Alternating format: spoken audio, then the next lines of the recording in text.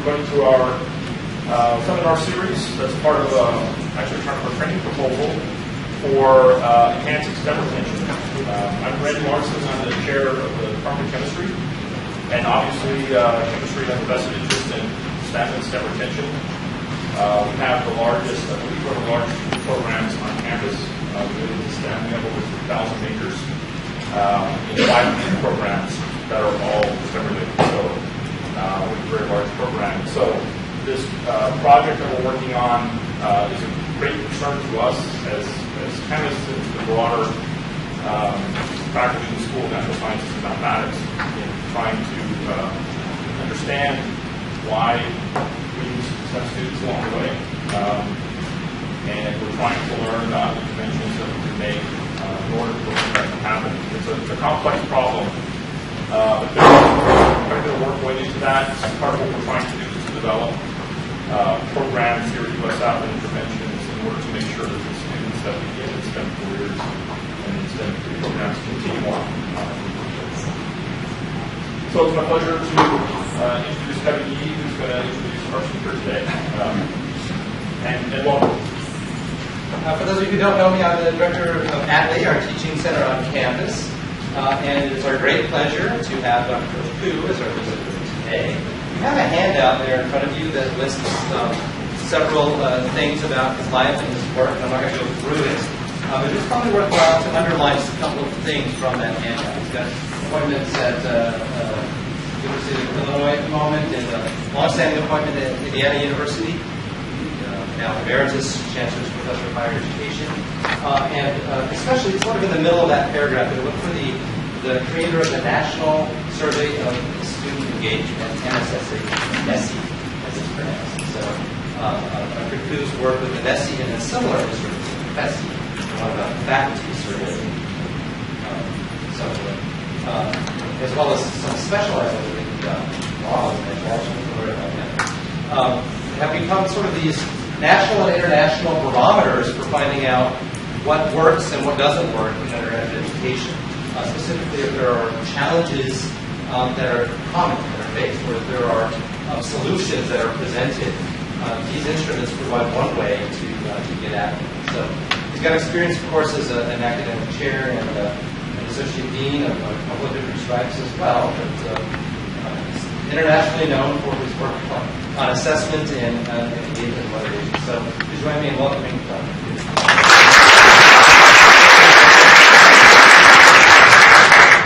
I'm thinking, do the stripes still show is what I want to know. Went over to the dark side for a while. How's my voice? Can you hear me in the back? Okay. If I start to kind of fade away, that means it's time for me to go. So, I got to tell you, this is a little shaky turf for me. You're going to find out, might as well know it, I am not a physical or natural scientist. I am an applied social behavioral scientist, which means you don't need to listen to anything I say for 1 hour. But we have learned some things. We've actually affirmed some things we've known for a long time about what makes for effective educational practice. That's the phrase I'll use out of some of the work that Kevin mentioned. And we're learning some stuff as we go. Let me set this up. I'm going to give you at least the assumptions I'm making about our time together and your work here. Got some things that I think we've learned from this national survey that Kevin mentioned, and its brothers and sisters, faculty and beginning students. And from that, I'm drawing really on a couple of other projects as well, where we've learned some things about student experiences and what's helpful. And then I think maybe just 3 very broad implications, things that I think would warrant some additional consideration here, even though they might turn STEM education topsy-turvy at USF. I want to start though with a story. How many of you know, anybody been to UTEP, University of Texas at El Paso? Talked about this earlier. So in about 1988, Diana Natalicio declares, you know her? She declares UTEP as a Hispanic majority university, 1988, because the complexion of El Paso and surrounding was changing in front of her eyes. And her faculty said, "Whoa, this is a terrible thing. People will think less of us. They won't think we're serious. They won't think we are providing an excellent education. And we're not going to get grants and stuff." And she said, "We don't have any grants now." And she turned the changing demographics into a huge advantage for UTEP, making calls to funders, private foundations, but mostly, federally funded projects. And her first, I say her, not her, it was the engineering faculty who got the first big grant from NSF. And the proviso, the deal she struck with the PI was, and the graduate teaching assistants and research assistants must be Hispanic on these projects. That was the deal she cut with the PI. And now, fast forward, UTEP is among the top 3. It may be the highest producing institution for Hispanics with degrees in engineering. You could look it up. They're in the top. Short number. But one of the things they did right from nearly the very beginning with this minorities in engineering program is they said social support may be as important as anything else we do, but it can't just be on the periphery. And there are some things going on nationally, not well known yet, things like learning communities, where, and I'll come back to this and spend a little more time on it, where students are in 2 or 3 of the same courses. Now, they had it made with the engineering program because they kind of lockstep program, that core program, in essence, so they could manage having the same students going in the same classes to generate this sense of community. But they also said, we ought to do something special in that first year, and they designed a first-year seminar, which had an off-campus experience associated with it.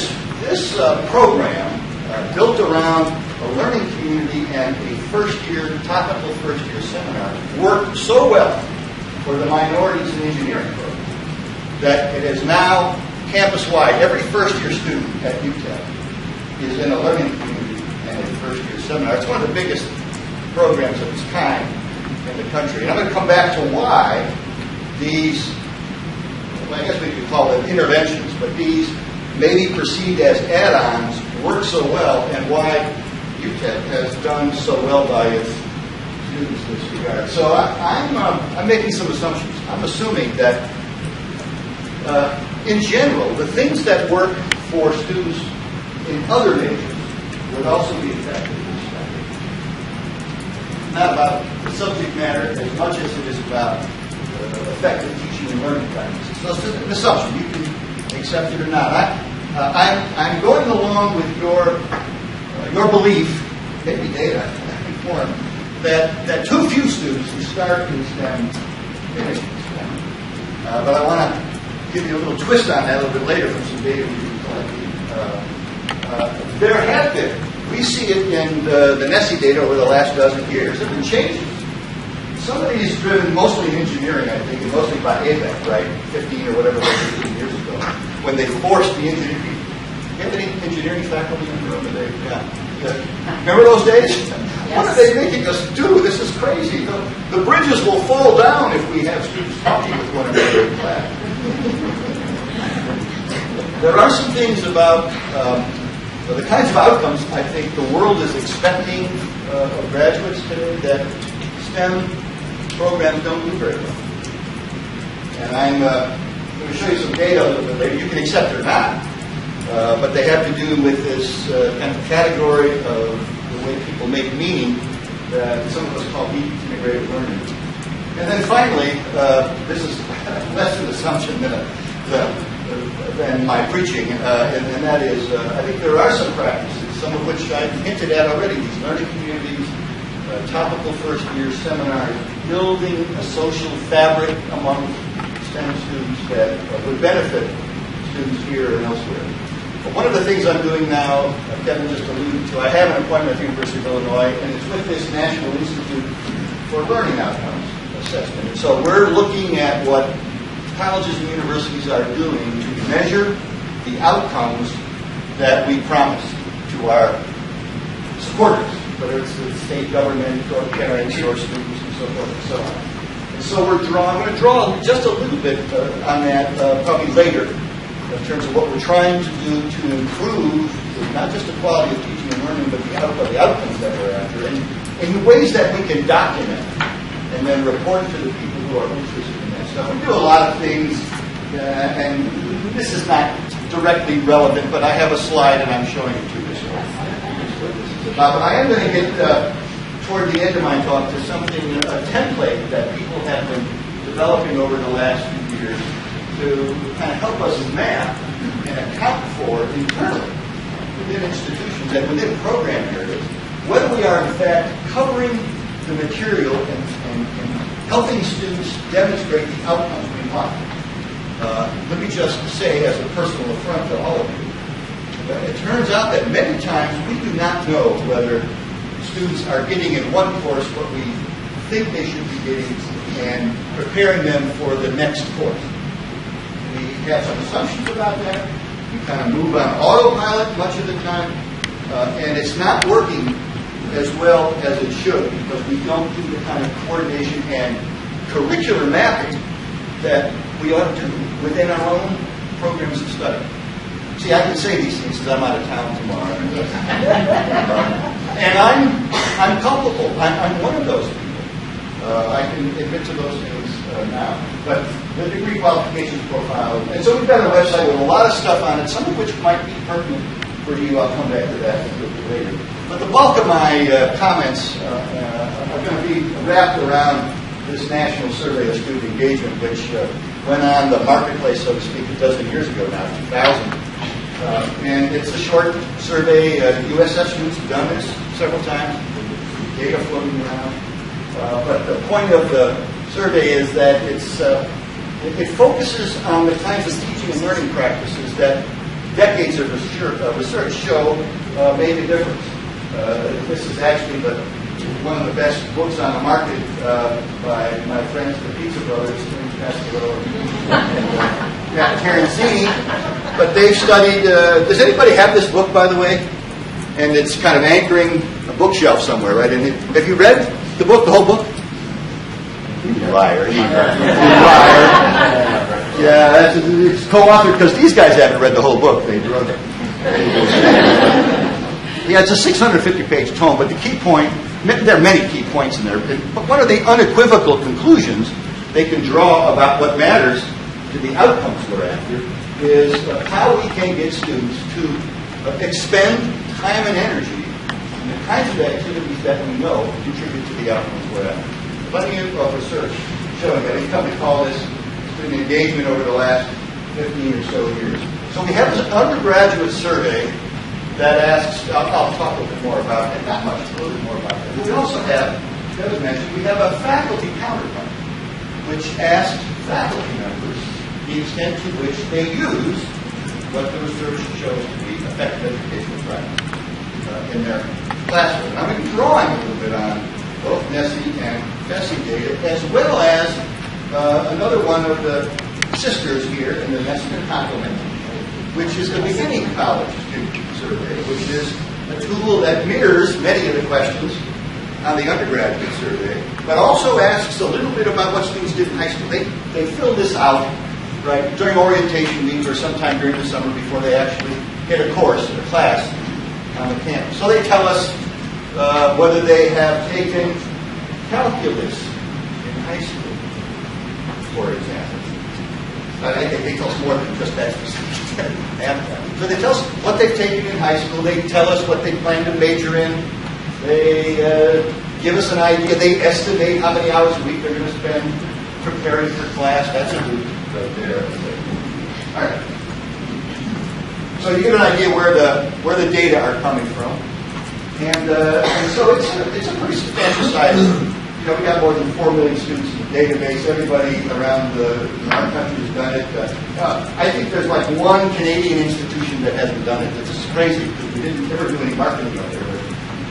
And it's grown. It's now in Australia and New Zealand and South Africa and other countries too. So this is kind of a juggernaut that's caught fire really around the world. Getting a diagnostic indicator of what students are doing with their time, which is, at the end of the day, probably the best predictor we have of how much they're going to get out of their undergraduate experience. And it's based on, as I said, years of research by others. We know a lot about kind of the generic good practices, as we say, in undergraduate education. There are more than these, certainly. But at the general level, we know some things that aren't true about this. I should say we believe some things that aren't true. The old saw is that the more contact that students have with their teachers, the better. Yes? No? How do you believe that? The more contact students have, of course I'm setting you up now here, and no matter what I say, you're going to disagree with me, because it's a belief system we have. Well, it turns out it's not so. It's not how much or the frequency, it's the nature, what transpires during that contact. There's some data to show that first-year students who spend more time than others with their teachers are less satisfied with. Now, you're referring to causality. I'm not referring to causality necessarily. And they benefit by their own self-report less than their peers. And the reason, my simple explanation for that is many of these students are students who are struggling in your classes. And so the nature of the interaction they have is not as positive as they would like it. In other words, they're not performing up to their expectations. Not all these students. But of course, you see some students who are as much like you as you are, and they're the high drive. You spend a lot of time. That's a small minority of students. The majority who spend a lot of time are finding their way. Their academic advisor said, "Go and get to know your faculty. Tell me what's in the margin of this page." Anyway, each of these has its own kind of peculiar nuance to it. But generally speaking, the higher the expectations, the more feedback students give, relatively prompt fashion, the more involved in their own learning they are, the more they get a chance really to practice what they're going to need to be able to do effectively post-college, work with others. So this is a cartoon. This is not a good example of setting up active collaborative learning in your classes, right? And so active collaborative learning looks to me to be kind of the gateway toward a lot of other effective educational practices. But it's an artful science. It's not counting off by 7, going away for an hour, and coming back and telling us what you talked about. It requires a lot of direction and feedback and so forth and so on. So it's a short questionnaire. We ask students how much time they spend studying and talking with their faculty, with different teachers and students.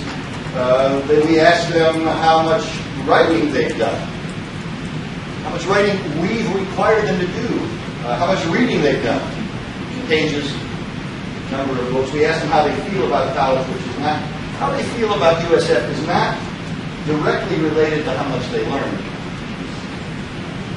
It's directly related to whether they will stay, which makes it pretty doggone important because another thing you learn from the literature is what you already know. The longer students are in school, the more they learn. Well, maybe not as much as you like. So we could keep here for 13 years.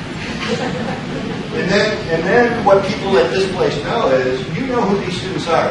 Not to follow them, home and berate them for not studying more, but you can begin to do some data mining. And you can poke into places like, are the chemistry students who are spending more time on task than the biology students? Well, of course, you got 2 biology classes. They don't know what they're doing. Anyway, but you can begin to disaggregate the data, which is where really the power is, the diagnostic power. So it's not about comparing necessarily programs. It's about better understanding whether we're getting out of this what we want. So there's a set of questions on academic challenge. Do my teachers expect more of me than I thought I could give. That is the level of expectation for my performance. And I expect most of us, almost none of us, exceeds our own expectations. We needed somebody, right, to challenge us, to do better, set that bar a little higher. To what extent do we work on problems inside and outside of class together, set up by faculty members, right? How often do we give opportunities to give presentations, which, of course, every one of your graduates is going to have to do to get a job? Maybe not the formal, research paper presentation. No, employers today, they want something more. It's not have a chance to sit with groups of employers. They don't want to hear what courses the students take. They want to know what have you learned, in your own words, and how are you going to use it here? And where do students get practice at doing that? Does that just kind of come out of the ether? Do they wake up one morning in your commencement and say, oh yeah, I know how to interacting with faculty is very important. I don't mean to diss it at all, but it's the nature, right? What are we talking about here? Are we talking about making connections between courses? Or what is it out of this course that I find particularly stimulating? The extent to which they find this place supportive, as I said, are my academic and social needs being met here? Am I interacting? Do I have a chance to interact with peers in supportive ways? This comes back, by the way, in a little bit, we'll see. STEM students, not so much, which may begin to explain some of the challenges we have. And then there's this category which we made up. We made up this label back in 1999, and it turns out it's become one of the most important features of the undergraduate experience, the extent to which students get what we call enriching educational experiences. There's a list of them, and they include things like something that may sound familiar to you. Doing research with a faculty. But included in that are things like study abroad, having had a service learning experience. There's a longer list. I'm going to come back to that in a minute. But this turns out, foreshadows, to be one of the most powerful sets of experiences. A student doesn't have to do all of them. Just one often will put students on a trajectory of performance that previously would not have been predicted. So there's this short survey that's administered now, almost completely now, 99.8% online. It takes students 12, 15 minutes maybe. And of course, it doesn't tell you nearly as much as I'm pretending it does. But it is the beginning of a conversation, and it points us to places perhaps that other work needs to be done, other stuff needs to be discovered. So we ended up calling her Nessie after the famous monster. And so what we discovered early on and continue to discover are things that we've already known. That's why I get the big bucks. What's already known. But year after year after year, we find that the more students spend their time on the things that previous research have met, their grades are better, they are more satisfied with their undergraduate experience, they are more likely to stay and finish. Maybe not finish what they started. And there are other outcomes. There's so-called desired outcomes, these gains across, and more we're coming, not just at my shop, but other places showing the same thing. So this kind of general phenomenon about engagement being helpful. Now, I mentioned the BESSI, the survey that first-year students, beginning students take just before classes start. And so this is some BESSI data. There are about 10,000 students represented in this, and from 71, if I remember correctly, different institutions around the country, big, small, public, private, so forth and so on. And so then this NSSE survey, which is administered in the spring of the first year. So what you're looking at here are students who started and saying they intended to major in STEM. But by the end of the first year, out of every 100 or so, 24, almost a quarter, were leavers, as we say. By the end of the first year, they were majoring or saying they were majoring in something else. 76 of that 100 were still STEM majors. This is just at the end of the first year. But 27 people showed up, who probably most of whom were undeclared, but I don't, I mean, somebody knows, I don't know. It may not be relevant for our purposes today. So there's actually a small net gain. Now, we don't know, I don't know from these data yet what happens 3-4 years later, but the loss is not as great, at least from year one, as we might think, given that we're pulling a lot more in. Now, you know what? Who are these people? I mean, that's really what we want to know, right? Well, it turns out, just like you probably think, the better prepared, if you believe ACT and SAT scores are a good barometer of academic preparation, the people who leave tend to have lower scores. Right? That's probably not a surprise to any of us. I'm sure I think your data show that as well. But there are some worries, and again, things that I think anecdotally and nationally we see. Again, this is out of this same data set, 10,000 students. More men are likely to find their way into the STEM pipeline after or sometime during the first year, by a factor of 3 to 1. And women, by a factor of 2 to 1, are more likely to leave. And so we want to be, as you are, I'm sure, thinking, what are the conditions here that may contribute to this, right? And sure enough, some of the groups that are historically underserved are also overrepresented among the leavers. And we know this is always shown that. But this is important, I think, for us to be thinking through.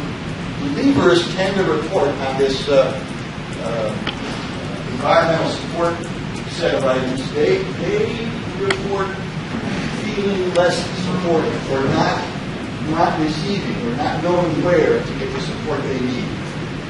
And we can interpret this in different ways. I'm not suggesting that all of you who teach in STEM are mean people. But there's something in the perceptual stuff going on here that we've got to get a better handle on. And of course, well, not of course, but as you probably would have predicted, the best single predictor of whether a student is going to stay in STEM is whether they've taken high school calculus.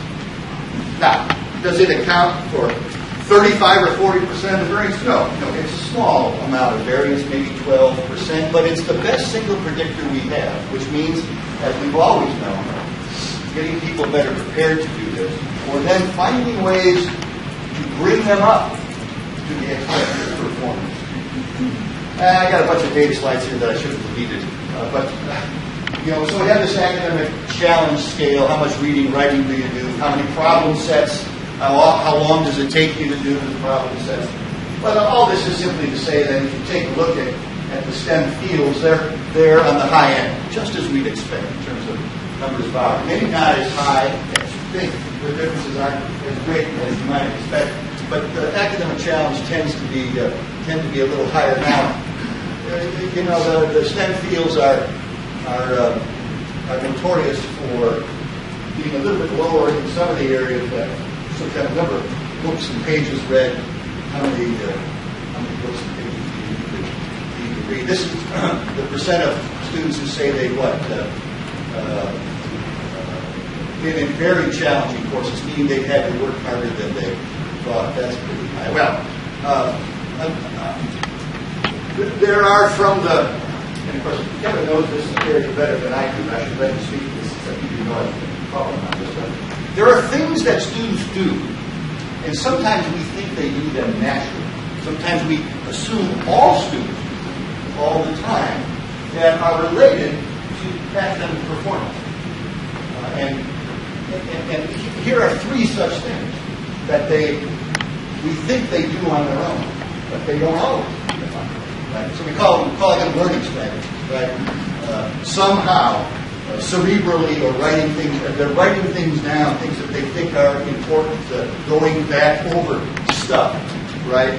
And then synthesizing or summarizing. I mean, these are things that I was told to do in high school, but never could figure out how to do. They apparently require more brain power than I had. So learning strategies. How often do students in different majors say these are things that they do?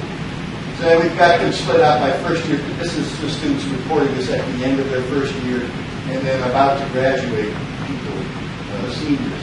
And you see in certain areas there seems to be more of this going on, and in some areas a little less. I'm just showing this to suggest that there may be points of emphasis in early STEM courses that if we spend a little time talking about what we assume students will do, be more direct about this, about the I'll say monitor, that's too strong a word, but if we had a way to figure out whether students were in fact doing this, we might, because doing these things has other kinds of implications and manifestations. Students who do these things end up spending a little bit more time thinking about their own thinking, which I submit to you for an 18 or 19-year-old is close to an unnatural human act. And there are reasons. Developmental, intellectual, cognitive, developmental explanations for that. So where do students get practice at doing that? Well, if we could somehow infuse some of this kind of behavior earlier. Collaborative learning. Now this is a topic you'll see here in a moment that where STEM has surprised. I got to tell you, the last time I looked at this stuff, I was really surprised because when I saw these data in 2000, the STEM fields were way low on getting this kind of work done in classes and outside of class, putting students in situations where you have to wake up and this is something you do in your class. Know this earlier. Should have you give up and give that little kind of lecture right? Getting students to work together so that we are explaining the material one to another, setting this up in class. Well, collaborative learning. So this was when I looked at this recently, this was a big surprise to me because I think if you looked at this 15 years ago, it would have been much, much lower. Again, this was kind of an outside the university, inside by people hiring engineers and so forth and so on. So there's a lot more of this going on. And how much is really good? How much is too much? Because there's a delicate balance here. We have to be mindful of that, certainly. And you see the same thing occurring as you probably would expect, even into the senior year. Yes? I see your own difference between these things on this graph, but what do the numbers at the bottom stand for? Oh, it's a scale of it's not percentages. So when you go back and add up student responses to these questions, if you get 5 points for each, what they put before that. No, it's adding up the points, and then it's put standardized on a 100-point scale. So what I'm showing, what's I think important here is the relative difference across. If that made any sense to you, it made perfect sense to me. Okay, good. Now we're asking students how much of this happens in their class.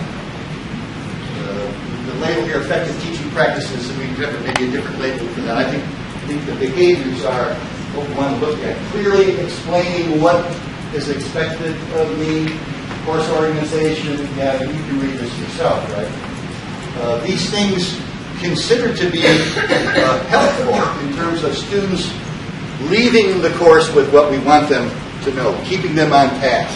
Some people want to talk about motivation and so forth and so on.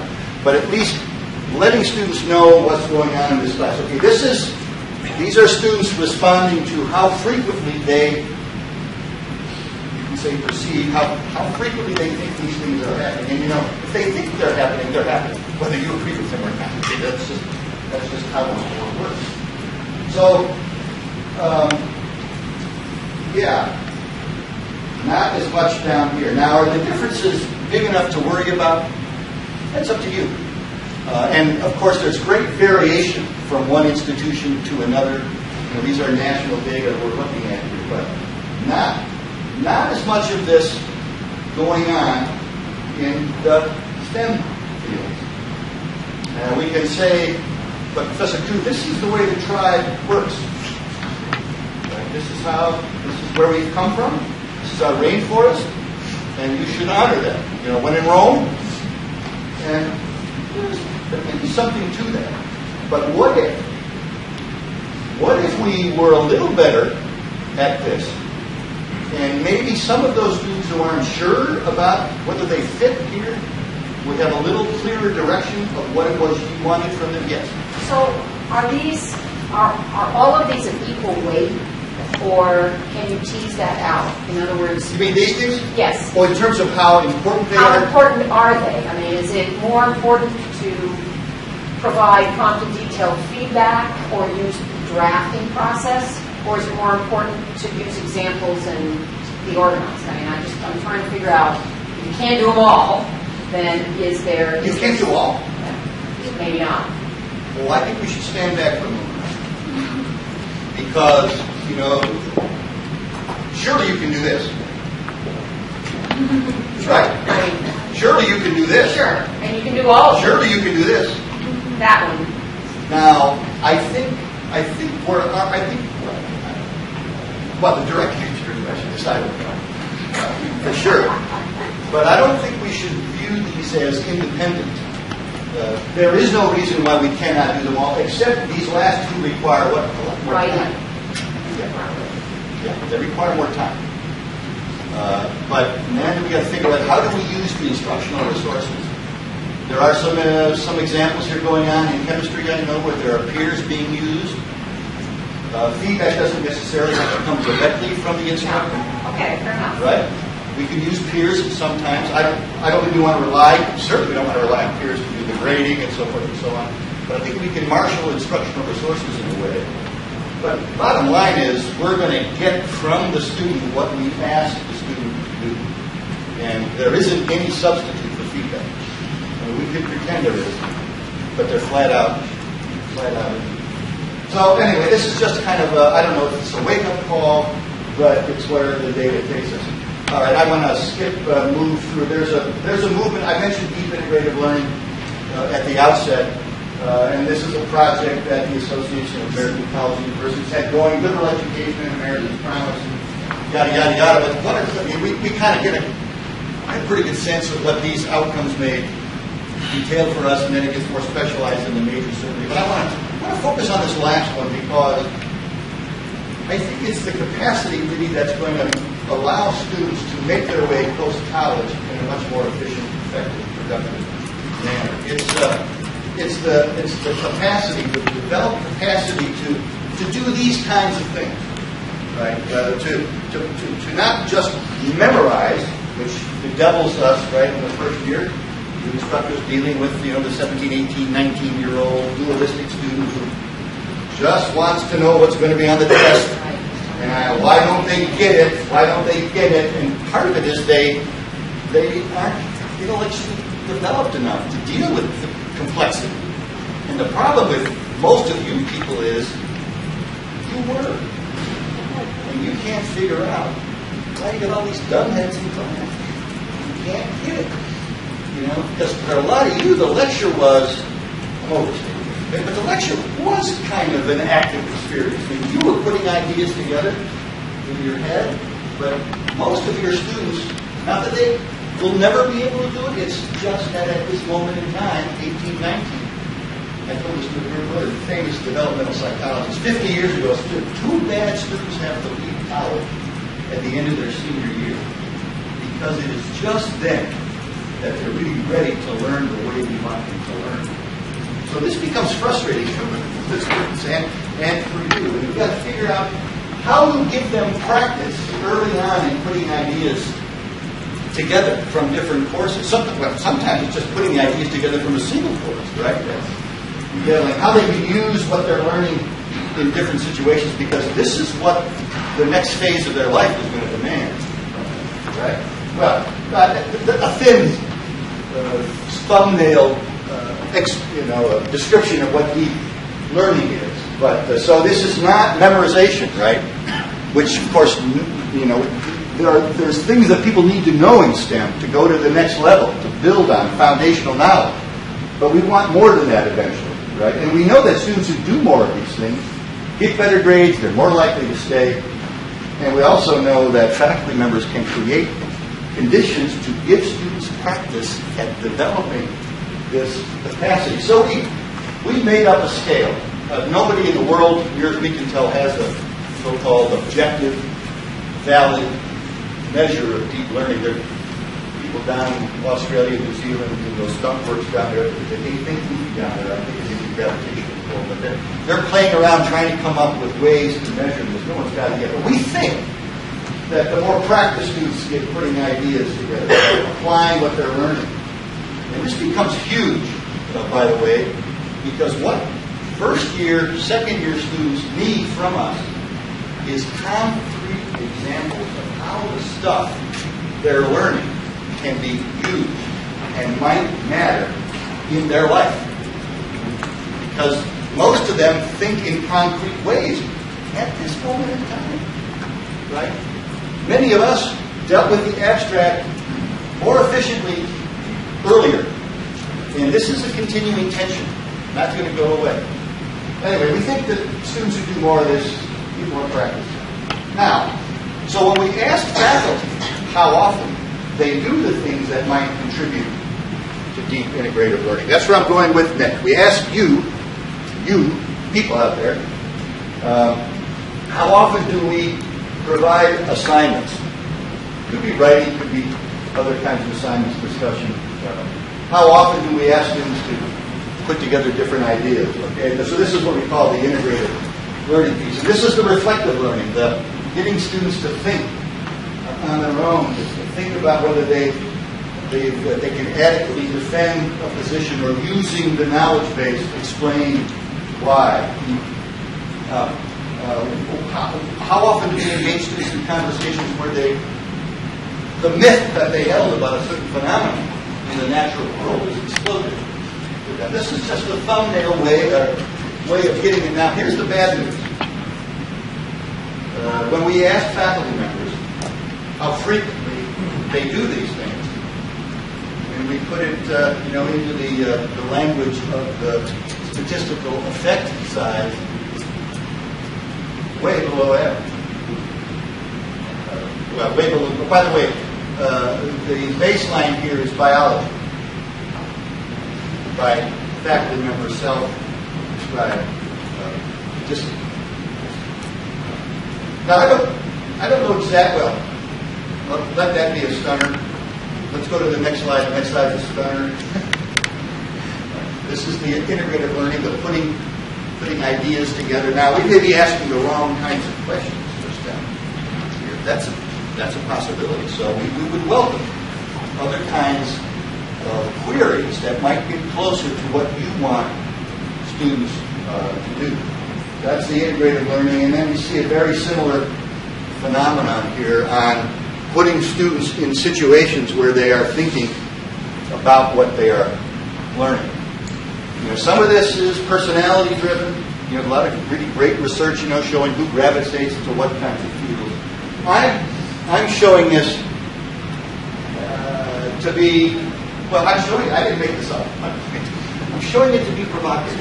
I'm wondering if the way in which we organize and teach our classes may be off-putting to certain people who ought to be in STEM.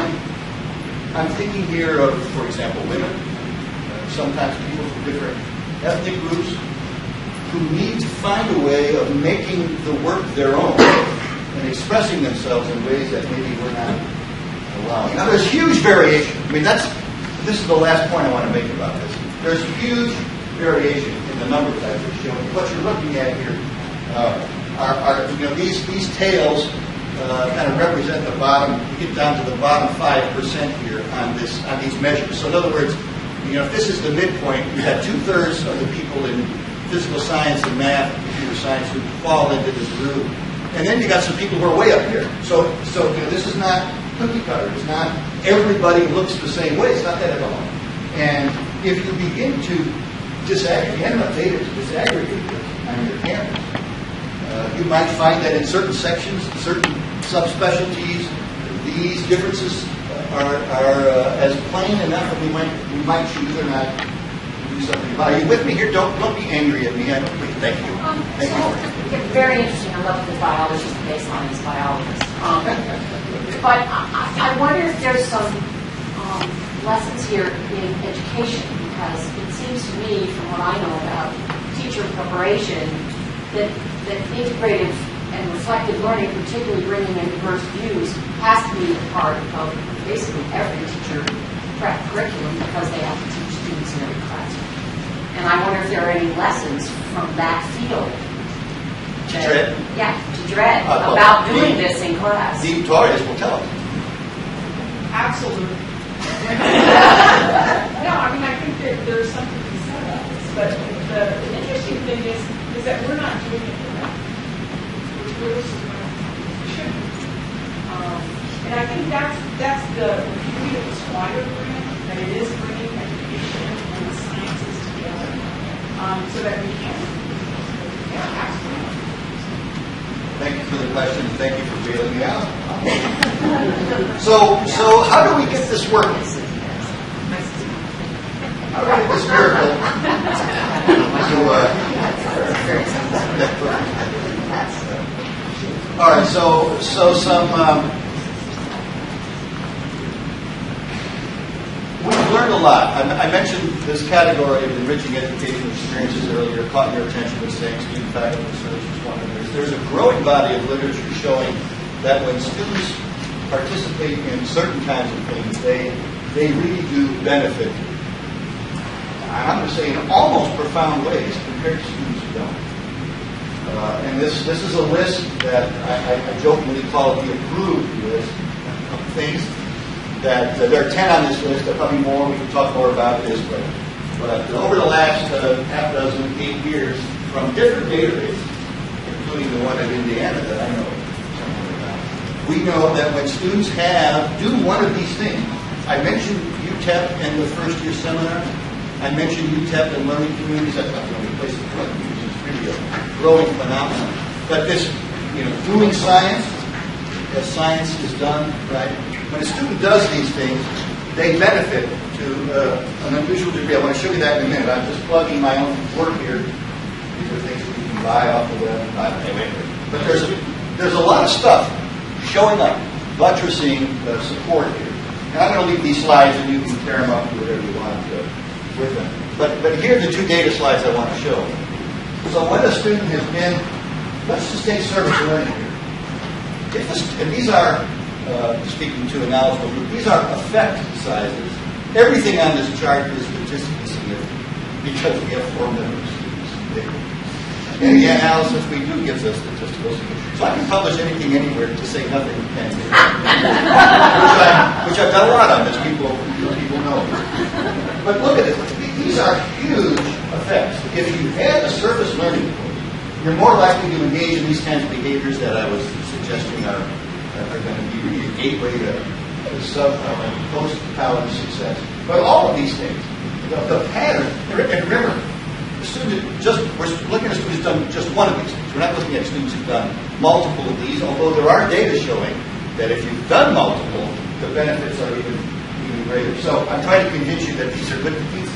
And the explanation is pretty straightforward, because if you've been in a learning community, you've done service learning, or you've done research with a faculty member, you experience a greater degree of academic challenge.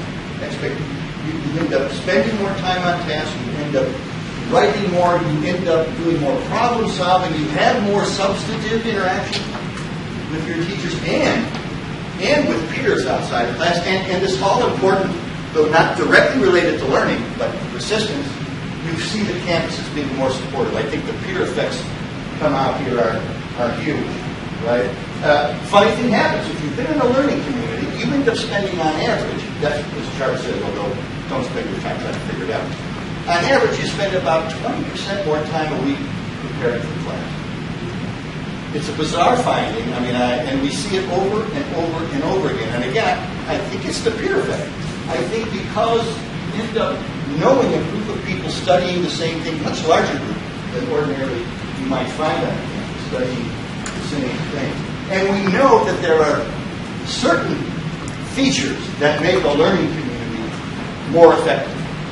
You can't just assign students to the same classes and let them go, just like we don't do active and collaborative learning, kind of modified. So we know, I'm rushing through this last second because I know people have got classes. Apparently I'm pretty serious about that. So we know, and we know, like you're doing in some of your chem courses, where there's a peer preceptor or a peer mentor or a peer instructor, right, helping lead that discussion between classes, after class, and so forth and so on. And we can even feed that. We can force fuel that by doing residence hall assignments where students live in close proximity.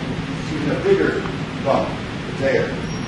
And then we know that if all a student does is help a faculty member get data, okay, but not nearly as much as if they were a part of the entire research design.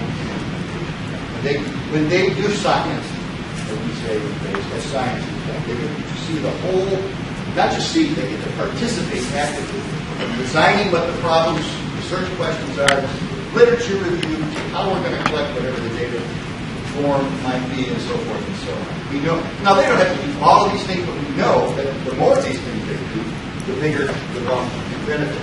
And this stuff is related to persistence. These are data coming out of the Cal State University system. This is a key for us. I mean, it's not persistence in STEM, it's a 6-year graduation rate.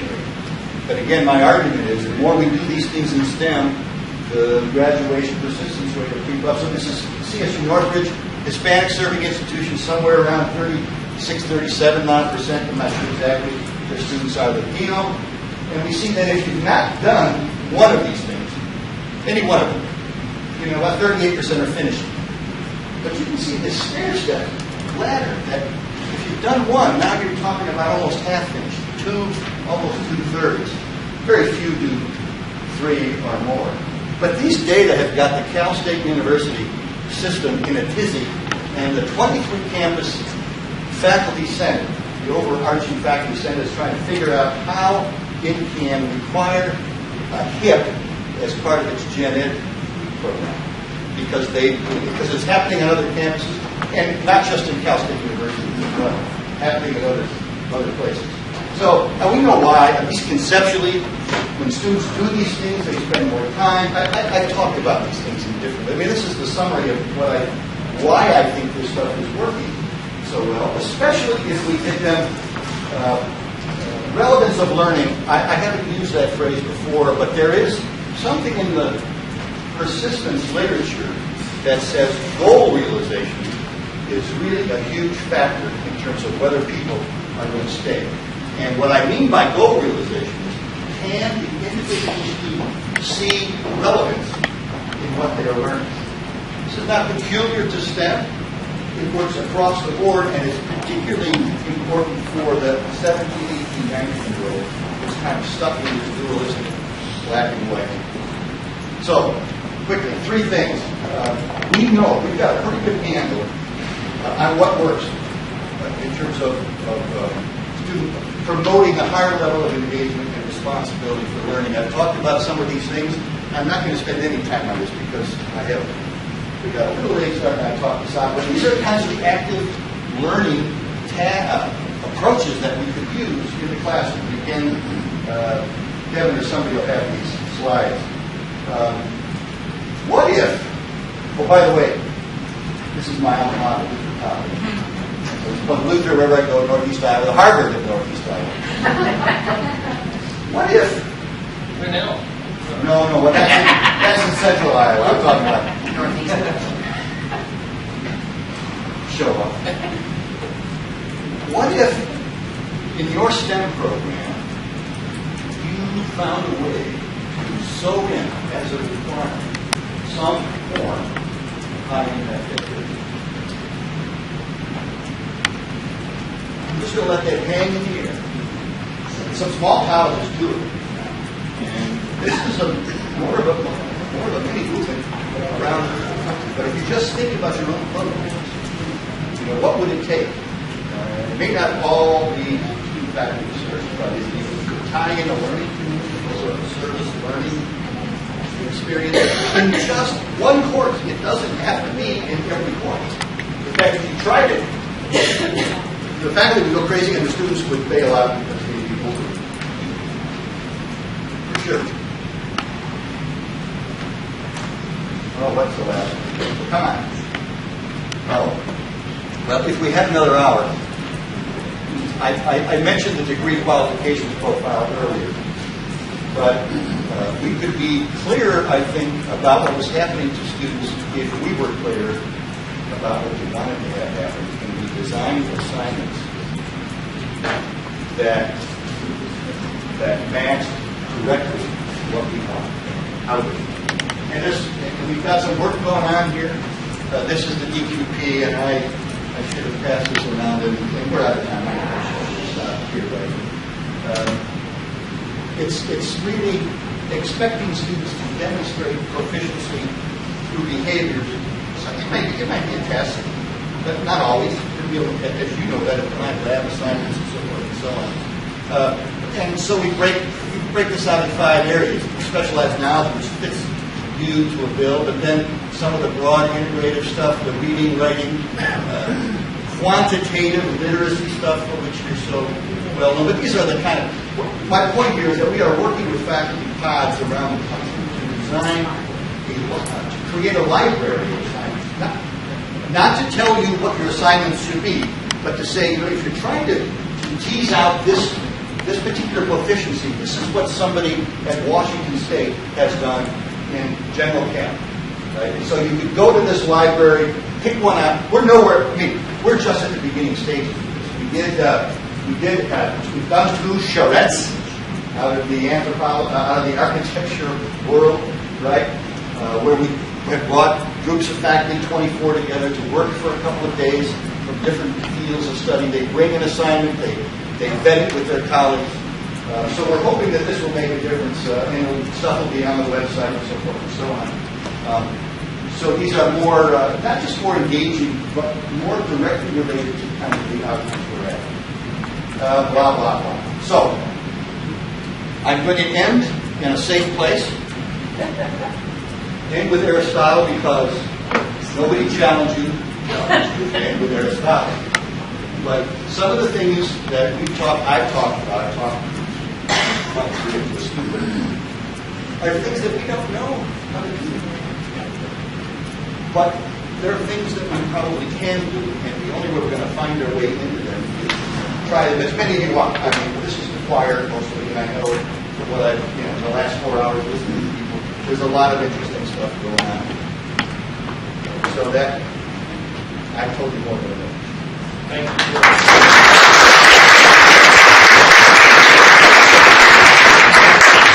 We're going to turn this into an active learning environment. So we're going to do a kind of think, pair, share here. So I want you to get with your neighbor what resonated with you, and then we can engage in some of that discussion with yours. And that'll also give people a chance that need to leave and others that need to leave. So think, pair, share. What's resonated with you? What kind of questions do you think that you would like better exploration on? And then we'll do that for about 2 minutes, and then we'll get into